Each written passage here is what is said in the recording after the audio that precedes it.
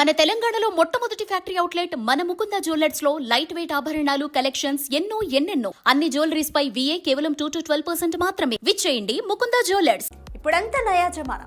ఏది ఎక్కడి నుంచి ఎత్తేసారో ప్రూఫ్స్ తో సహా పట్టేస్తున్నారు నెటిజన్స్. అయినా నేను మాత్రం మారను అంటూ ఇంకా కాపీ పాటే పాడుతున్నాడు తమన్.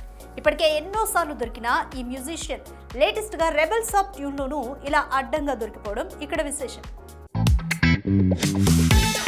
చికిరి ఏకంగా 100 మిలియన్ వ్యూస్ ని టచ్ చేయడంతో రెబెల్ సాబ్ పై అంతకు మించి ఆశలు పెట్టుకున్నారు డార్లింగ్ ఫ్యాన్స్.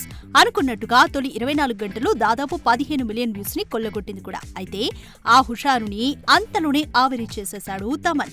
ది రాజా సాబ్ లోని రెబెల్ సాబ్ ట్యూన్ ని రన్ ఇట్ అప్ అనే ఇంగ్లీష్ మ్యూజిక్ వీడియో నుండి యాస్టిస్ గా దింపేశాడని, కాపీ కొట్టి దొరికిపోవడం తమన్ కి కామన్ అయిపోయిందని ఎవిడెన్స్ పెట్టి మరీ చెడుగుడాడేస్తున్నారు నెటిజన్లు. గతంలో ఓజీ టైటిల్ సాంగ్ విషయంలోనూ ఇలా కాపీ క్యాట్ స్టాంప్ పడ్డంతో ఫైర్ అయ్యారు పవన్ ఫ్యాన్స్. వాస్తవానికి తమన్ కి అదిరిపోయే పాటలతో పాటుగా దద్దరిల్లిపోయే బ్యాక్గ్రౌండ్ స్కోర్ ఇస్తాడన్న పేరు ఎంతుందో, ఇతర సినిమాల్లోని సాంగ్స్ ట్యూన్స్ ని లేపేస్తాడన్న స్టాంప్ కూడా గట్టిగానే ఉంది.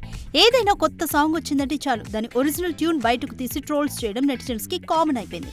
గతంలో కిక్, బిజినెస్ మ్యాన్ వంటి సినిమాలు ఇలా కాపీ ముద్రల్ని అంటించుకున్నవే. మరోవైపు రిమూవ్ థమన్ ఫ్రమ్ రాజా సాబ్ అనే హ్యాష్ ట్యాగ్ ని తెగ ట్రెండ్ చేస్తున్నారు darling fans.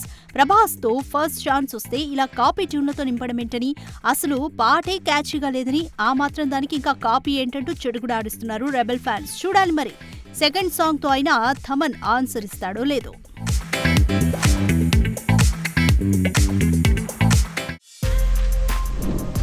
For more videos like this, subscribe Big TV channel.